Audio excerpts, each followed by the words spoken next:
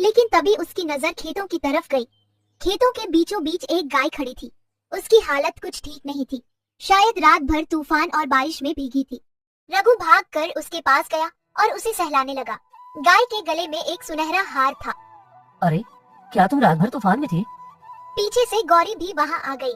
तभी कुछ ऐसा हुआ जिसे देखकर रघु और गौरी दोनों चौंक गए। वो गाय बोल पड़ी,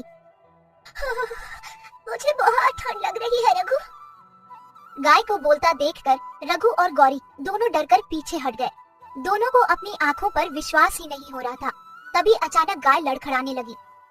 भैया, भैया संभालो से, शायद ये गिरने वाली है। रघु कुछ कर पाता उससे पहले ही गाय जमीन पर गिर गई और बेहोश हो गई। उसके शरीर में हल्की हल्की कंपन हो रही थी। रघु तुरंत उसके पास बैठ गया। अरे नहीं गौरी, इसे तो तेज बुखार है। लगता है पूरी रात बारिश और तूफान में भटकती रही है, इस वजह से बीमार पड़ गई। लेकिन भैया, ये बोल कैसे रही थी? पता नहीं गौरी, मगर अभी सवाल पूछने का समय नहीं है। पहले हमें इसकी जान बचानी होगी। इतना कहकर रघु और गौरी किसी तरह गाय को सहारा देकर अपनी झोपड़ी के पास ले आते हैं।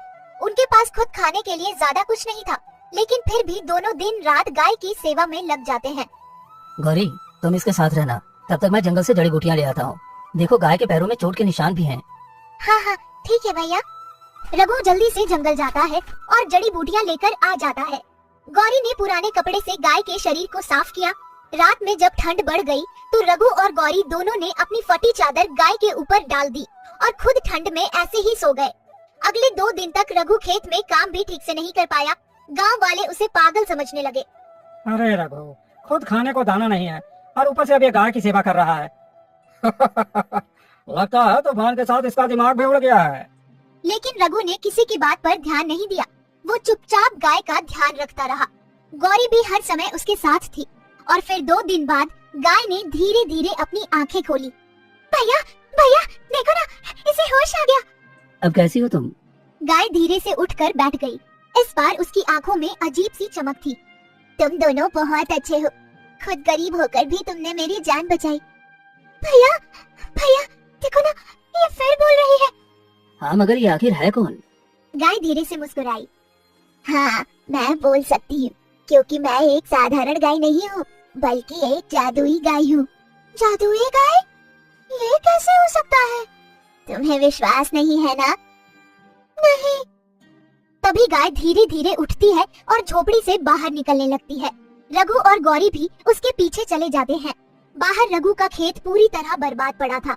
मिट्टी सूख चुकी थी और फसल नष्ट हो चुकी थी। गाय खेत के बीच जाकर खड़ी हो गई। फिर उसने अपनी आंखें बंद की। उसके गले का सुनहरा हार चमकने लगा। अचानक चारों तरफ तेज हवा चलने लगी। ये क्या हो रहा है? अगले ही पल खेत की सूखी मिट्टी चमकने लगी। धीरे धीरे वहाँ छोटी छोटी हरी घास उगने लगी। फिर कुछ ही पलों में पूरा खेत हरियाली से भर गया। सूखे पौधे फिर से खड़े हो गए। हे भगवान, ये क्या? ये कैसे संभव है? दोनों हैरानी से खेत को देखते रह गए। उनकी आंखें फटी की फटी रह गई थी।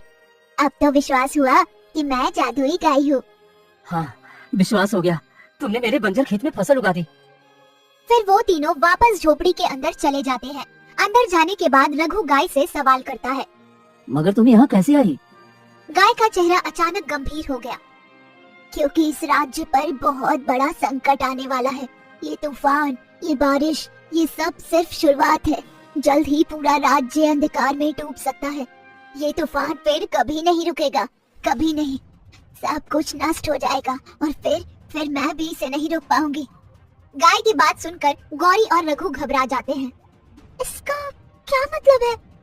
एक बहुत शक्तिशाली दुष्ट शक्ति है जो हमारे राज्य को बर्बाद करना चाहती है। अगर उसे नहीं रोका गया तो राज्य बर्बाद हो जाएगा। इसलिए रघु, मुझे तुम्हारी मदद की जरूरत पड़ेगी। सिर्फ तुम इस सब को होने से रोक सकते हो। लेकिन हम क्या कर सकते हैं? हम तो साधारण लोग हैं। नहीं रघु, तुम्हारा भाग्य साधारण नहीं है। तुम एक नेक दिल इंसान हो।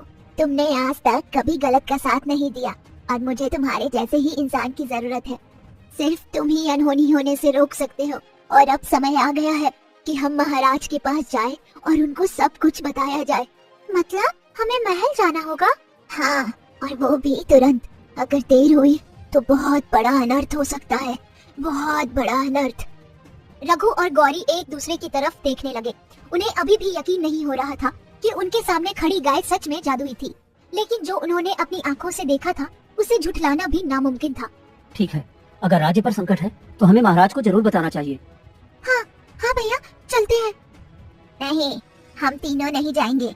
रघु, तुम मेरे साथ जंगल चलो और गौरी तुम महल जाओ और महाराज को जल्द से जल्द जंगल के बीचों बीच बनी गुफा के पास ले आना।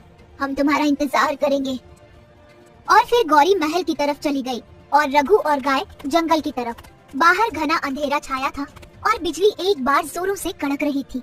इस भयंकर अंधेरे में गाय ने जो हार पहन रखा था उससे इतनी तेज रोशनी हो रही थी कि सामने का रास्ता साफ दिखाई दे रहा था। हम कहाँ जा रहे हैं? उस काली शक्ति की तरफ जो इस राज्य को बर्बाद करना चाहती है। मगर कौन है वो? वो और कोई नहीं, इस राज्य के राजमहल में काम करने वाला पुराना पंडित था। लेकिन असल में वो पंडित नहीं, एक तांत्रिक था। वो हमेशा से पड़ोसी राज्य से मिला हुआ था और हमारे राज्य को बर्बाद करना चाहता था। लेकिन एक दिन महाराज को इस बात की खबर हो गई और उन्होंने तांत्रिक आलसूर का चेहरा काला करवाकर उन्हें धक्के मारकर राज्य से निकाल दिया। अरे हाँ, मैंने सुना था उसके बारे में। मगर हमें नहीं पता था कि वो लौट आएगा। एक दिन अचानक से महारानी की तबीयत बिगड़ने लगी। दिन ब दिन वो और बीमार होने लगी और गांव में आ रहे तूफान बढ़ने लगे। महल की राजकुमारी को शक हुआ कि कुछ ठीक नहीं। उनके पास भी कुछ ऐसी शक्तियां थी जिससे वो काली शक्तियों को दूर से ही भांप सकती थी।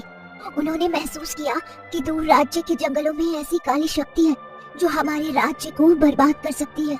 राजकुमारी जंगल तक अकेली गई और उन्होंने पता लगा लिया कि ये कोई और नहीं, वही तांत्रिक था। और इस बार वो बहुत ही भयंकर तांत्रिक विद्या करने वाला था जिससे पूरा राज्य बर्बाद हो जाता। राजकुमारी ने महाराज को बताना चाहा, मगर वो दोबारा महल तक पहुंच ही नहीं पाई क्योंकि तांत्रिक ने उन्हें देख लिया था। क्या? ये तो बहुत बुरा हुआ। मगर अब हम तांत्रिक को कैसे रोकेंगे? उसके पास तो काली शक्तियाँ हैं। क्या तुम उसे रोक सकती हो? नहीं, उसे सिर्फ तुम रोक सकते हो। क्या? मगर मेरे पास तो कोई शक्ति नहीं है। है, तुम्हारा मन साफ है रघु। तुम्हारे पास दुनिया की सबसे बड़ी ताकत है और वो है तुम्हारी सच्चाई। रघु को कुछ समझ नहीं आता। थोड़ी देर बाद वो उसी गुफा में पहुंच जाते हैं। अचानक से तेज बारिश शुरू हो जाती है। अंदर बैठा तांत्रिक आग के सामने बैठकर फिर वही मंत्र पढ़ रहा था। रुक जा दुष्ट तांत्रिक, हम तेरी ये पूजा पूरी नहीं होने देंगे। कौन है जिसने मेरी तपस्या भंग की? ये मामूली मनुष्य और ये गाय, ये हराएंगे मुझे। रघु, इस बड़े पत्थर के पीछे एक सुनहरा चाकू है। तुम उससे इस पर वार करो। सिर्फ तुम्हारे वार से ही ये दुष्ट तांत्रिक का अंत होगा। जल्दी करो। नहीं, मैं ऐसा नहीं होने दूंगा। तांत्रिक रघु की तरफ बढ़ता है मगर गाय उसके सामने आ जाती है। इतनी देर में रघु चाकू उठाकर तांत्रिक को मार देता है और वो मर जाता है। तभी वहाँ महाराज और गौरी आ जाते हैं। हम आ गए हैं। क्या हुआ उस दुष्ट तांत्रिक का? मैंने उसे मार दिया महाराज। तांत्रिक के मरते ही गाय राजकुमारी अमायरा में बदल जाती है। ओह, तो आप राजकुमारी अमायरा थी? महाराज राजकुमारी को गले लगा लेते हैं।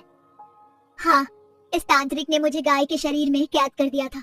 तुमने मेरी मदद की रघु, तुम्हारा शुक्रिया। जब तुम गांव लौटोगे तो देखना, तुम्हारे खेत के बीचों बीच एक और पौधा उगा है, लेकिन हरा नहीं बल्कि सुनहरा। ये सोने का पौधा होगा और उसमें सोने के फल उगेंगे। क्या सचमुच? हाँ रघु, लेकिन उसे एक गमले में लगा देना और झोपड़ी के अंदर रख लेना। वो तब तक तुम्हारे साथ रहेगा जब तक तुम मेहनत और अच्छाई का साथ दोगे। जब उसमें सोने के फल उगेंगे तो उन्हें बेचकर अपनी बहन का अच्छे से विवाह करना। ये सुनकर रघु और गौरी बहुत खुश होते हैं। उनकी अच्छाई उनकी जिंदगी बदल देती है।